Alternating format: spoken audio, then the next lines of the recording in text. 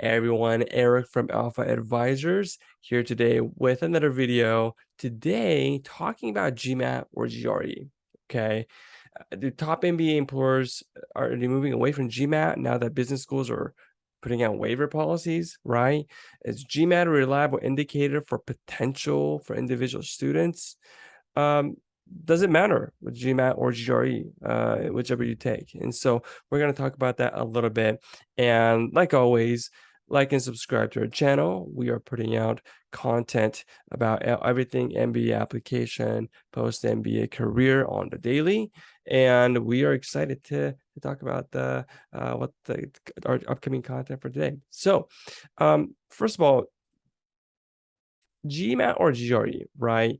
The thing is that the GMAT, ever since the waiver has been implemented, over the several years, graduate record exams has been improving its standing as the chief, like the alternative graduate management admission test, with top ranked schools each year reporting a growing share of MBA entrants who, essentially, the number has been growing for a while. The onset of the the global pandemic, and the launch of the online versions of both tests, GMAT and GRE, has only reinforced that impression that one exam was ascendant and the other was struggling. Okay, so GRE got the rave reviews in terms of the online implementation of it, but GMAT was not so much. There were some issues, and there's some tests that were avoided, and it was just a different environment, right? It was easier for people to cheat. It's just different environment, and it was just kind of it wasn't too fair, as that was a general consensus that was going on. Now, business schools, they've moved to make the admission tests test optional, as I covered in the last video, and some schools have been temporary, but some permanent. But this further eroded perceptions of the GMAT as an essential component of the MBA admission. So the GMAT is going away, fading away, right? And GRE or the waiver is becoming the more popular option, right? Well, that's not necessarily the case. So let's talk a little bit about where the current standing of the GRE and the GMAT. Even today, MBA Crystals is a really popular website that covers the MBA, everything MBA as well. And they put a survey at where 30,000 responses, where almost 80% of those respondents favored the GMAT. Yeah, as opposed to GMAT, GRE, which only had a little bit over 20%. And so, yeah, the GMAT is very much alive. It's a preferred test that they would take versus the GRE. So that's one thing. Now let's talk about the first bullet point here. Top MBA employers are moving away from the GMAT. Okay, there's a shift, right? So the GRE is a mixture. Well, let's skip the GRE for a second. There is a shift underway that bears the situation that GMAT has been as instrumental in not only gaining admission to business school, but in securing a desirable job post MBA. That's what we're talking about this, right? What kind of employers? It's mainly consulting. Typically, consulting firms require students to submit their GMAT, but this has been changing as well as of late, as the top 3 consulting firms, major employers of MBAs from all the top tier business schools, place less emphasis in their hiring on entrance exams in terms of employee used to get into business school. This is covered by Poets and Quants and their article titled "A GMAT Score No Longer a Big Deal for MBB Jobs." And I'll put that in the link in the description below. So that's the thing, right? That seems to be the trend, and Poets and Quants, they covered it quite well in terms of why and what kind of consulting firms are moving away with that. It's going to give you a preview of it. McKinsey, there's companies like McKinsey is on there, right? And BCG is on there.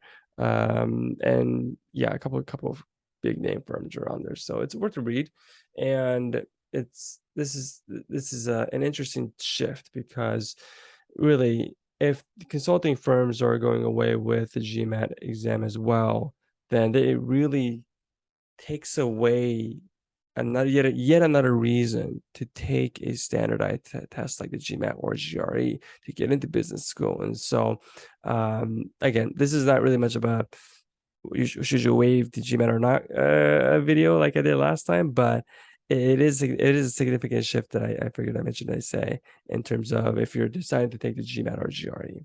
Okay. Is GMAT a reliable indicator of potential, right? So one of the reasons why business schools has waived the GMAT or GRE pretty heavily is because there used to be a strong correlation of a student's academic performance if which correlated with their test scores. Um, Poets and quants, they also examined the data on GMAT and GRE submission rates that was reported by US News. And in its latest ranking, finding that GRE submissions went up and 16 schools and down at only 4. GMAT commonly accounts for twice as much in terms of the GMAT for top schools, but again, the GMAT was more dominant test taking. Meanwhile, let's see, on the test, respective difficulty level has been the same as well. So, yeah, if in terms of reliability, they're both reliable. It really goes into which type of candidate depending on who you are, it depends on which test should you take, GMAT or GRE. Um, so in terms of um, GRE, okay, because it's non-adaptive in nature, which is the biggest difference according to with the GMAT, you just have to perform well on the overall section and have the flexibility to skip. However, if you're fine with the adaptive approach, then the GMAT is the way to go, especially for engineers, right? You see there's a lot of trend on that. As GRE verbal could be really enigmatic. And regarding the quant, it's if the GMAT quant is 9 out of 10, GRE is definitely an 8 out of 10. So in terms of difficulty, right? The GMAT is a little bit more tougher than the GRE. So although the business schools, again, like I said earlier, business schools treats both test scores as basically unequal. So in terms of the choice of test, it depends on the MB applicant type, is that GRE is biased in favor of people with qualitative and social science backgrounds, and whereas the GMAT is more for quantitative oriented applicants like the engineers of the world. Okay, and also management positions and those that are seeking to get management positions as well. Um, there's a quote by person by Samir Kamat, by MBA Crystal's founder.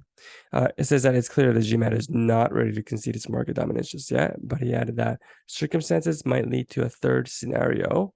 Most schools going test optional, and so that's really what I covered in the last video, right? Many schools are going test optional, and for the time being, I don't think GRE will ever overtake the GMAT just with the structure. I mean, the pandemic didn't even put much of a dent on it. And so if it depends on if you're more of a qualitative person, go with the GRE. If you're more quantitative, go with the GMAT. Okay, now finally, GMAT versus GRE. Only 4 schools in the top 25 saw a decline in GRE submissions, as I mentioned earlier. And the GMAT remains to be the dominant test taking. So here's this table here by poets and quants in terms of the test taking that we see here. So Stanford GMAT percentage and GRE percentage. Yeah, across the board, you see most test takers most students are taking the GMAT. Which is this one's interesting. You see Marshall 30% GMAT, 25% GRE. So what does that mean? Like half of people or I mean you can tell like not all of them add up to 100%. So that could be executive assessment if you're in EMBA, or that could just be purely just waiving the GMAT or GRE. So that's an interesting tell as well. Or I'll put this in the link in the description below, and for you to check out. Um, so that's been the case, guys. GRE and GMAT, in terms of difference, that's what we know so far. But let us know what you think. If you're deciding to go to business school and you're preparing for the GMAT or preparing for the GRE, let's think for a second. Is that test the right way to go? Right? Is taking the test even the right option for you to take? Right? Those are the kind of questions that you want to answer before you start investing your time and money towards one of these standardized tests, because it's really difficult. These are not unless you're obviously, unless you're naturally talented and intelligent, you might not be the person that needs to be prepared, but most people do. Most people do need to prepare rigorously for this type of exam. And before you do so, I advise you to come talk to us, come chat with us. Let us know what you're trying to do. Maybe we can point out what may be the best option or path for you to take so that you can get into your dream school in the best way possible. So come visit us, come chat with us. As always, looking forward to meeting with you guys in person. We've been getting a lot of inquiries as a company, and it's an exciting time. It's July, end of July, so first round is going to open soon for business schools, and so I'd say it's a really good time to come chat with us for free and get an insight, hopefully, and you can get an insight to prepare for your business school application. So thank you so much, and I'll see you on the next one.